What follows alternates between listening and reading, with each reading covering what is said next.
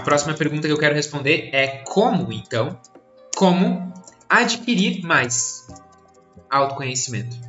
Como eu me conheço? E aí aqui a gente tem perguntas do tipo, como descobrir minha vocação?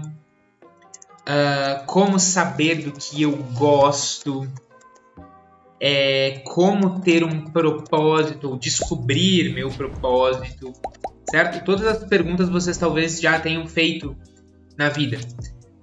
Como entender o que é a minha essência e o que eu posso e devo mudar. Certo? São boas perguntas? Se vocês têm essas dúvidas, eu vou ajudar vocês a entenderem melhor o que está rolando aqui. Como descobrir minha vocação, como saber do que eu gosto. Em resumo, como adquirir mais autoconhecimento. Eu vou dizer que o primeiro passo, certo? Você precisa ser capaz de se observar. Então a gente não conhece o que a gente não presta atenção, certo? Agora, imagine que você quer conhecer uma pessoa e toda vez que ela fala com você, você está mexendo no celular, você está olhando TV, você está fazendo o mínimo necessário para ela continuar falando e não dar bola para a conversa. Você não vai conhecer aquela pessoa de fato, né? Agora, quanto mais você dedicar tempo prestando atenção a fundo naquela pessoa, mais você vai conhecer ela, certo? Conhecer é impossível se você não presta atenção no objeto do seu conhecimento. E aqui o objeto do seu conhecimento é você. Então, para se autoconhecer, você tem que ser capaz de se observar.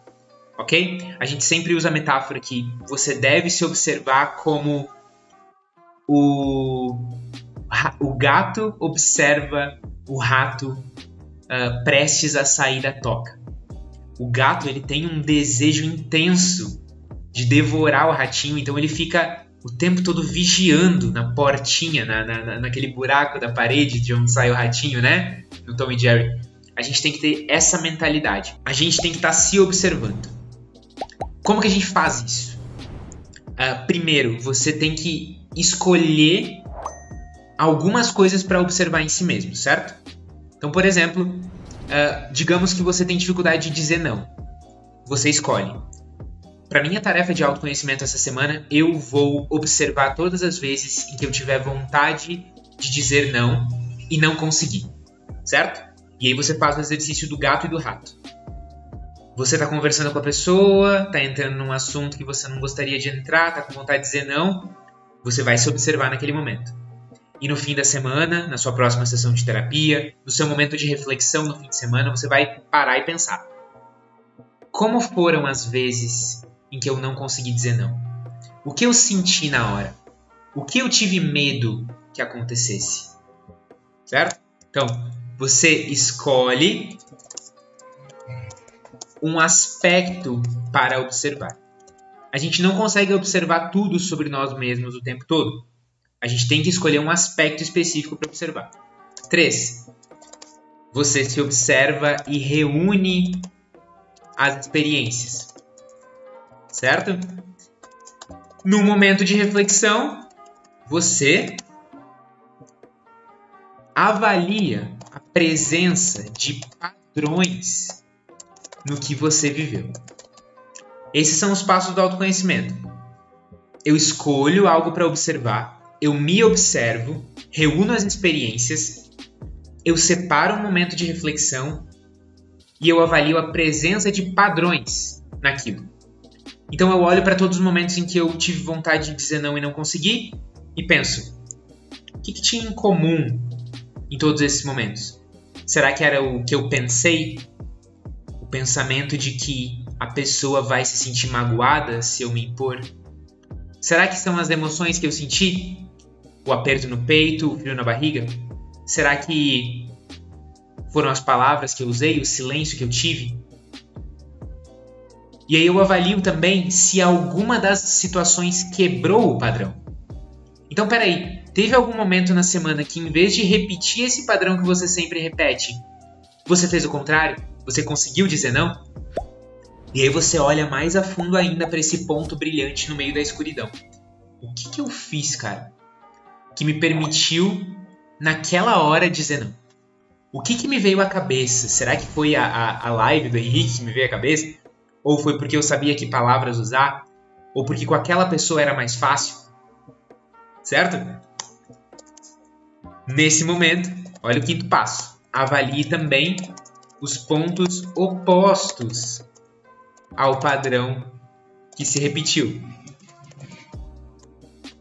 E por fim você se pergunta, ok, me observei esse defeito ou essa qualidade, vi que momentos ela apareceu e o que tinha de comum entre eles, e agora eu preciso de uma tarefinha de casa.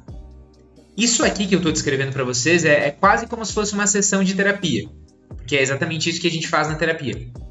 Vê os padrões da pessoa, pede para ela se observar, vê o que existe de comum, o que quebra o ciclo e como a gente pode quebrar o ciclo em mais áreas e mais vezes. Isso é o que você vai estar fazendo sozinho nesse exercício de autoconhecimento, certo? Vou até escrever aqui. Autoconhecimento, passo a passo. Certo? É isso que você vai estar fazendo. No sexto passo, você tem que transformar isso em algo prático. Ou seja, definir um micropasso, uma microatitude para testar até o próximo momento de reflexão. Gente, esses 5 passos aqui, 6 passos, são exatamente o que acontece na terapia. Acabei de descrever para vocês. E é exatamente por isso que a terapia promove o autoconhecimento. Então agora que você entendeu como funciona o autoconhecimento, eu gostaria de pedir para você parar uns segundos agora e pensar em que tipo de padrão, desafio, defeito você gostaria de prestar mais atenção na sua vida. Que tipo de padrão, defeito, desafio você precisa olhar mais de perto? Talvez seja a sua tendência de procrastinar. Será que você tem que se observar quando tiver com vontade de deixar tudo para depois? Será que é a sua preguiça? Será que é o seu egoísmo, a sua tendência de se colocar na frente de tudo e esquecer dos outros? Talvez seja a sua tendência de reclamar. Será que você não tem que se observar? Pera, quando que eu tô reclamando? Essa é a primeira tarefa que eu quero deixar para você. Se pergunta isso. E a segunda tarefa que eu quero deixar para você é, cara, em que momento para pelo menos abrir essa caixa aqui e refletir um pouco sobre alguma coisa da sua saúde mental? O Clube do Livro tem essa função na vida de vocês. Ele força você a parar e se observar. Mas não precisa ser uma vez por mês, podia ser mais, né? Podia ser uma vez por semana. A minha segunda tarefa, então, é que você pense quando na sua semana você vai separar um tempo.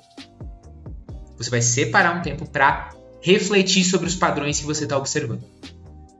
Normalmente esse tempo, para uma pessoa que faz terapia, é a sessão de terapia. Mas se você não faz terapia, quando que você vai separar esse momento para você? Uma sugestão que eu dou é no sábado de manhã, que costuma ser um dia em que você já trabalhou. E aí, claro, alguns de vocês talvez trabalhem no sábado de manhã. Mas costuma ser um momento em que você tem a manhã livre. Muita gente fica dormindo, né? Eu gosto de acordar e fazer algumas coisas mais do meu próprio autoconhecimento. Eu acho que é um ótimo momento. Se não, pode ser também o domingo pela manhã, né? Acorda, toma um café e senta para escrever. Separa 25 minutos para escrever sobre o que rolou essa semana, que padrões você observou. Pode fazer desenho, pode fazer comparações. Mas faz esse tipo de coisa, certo?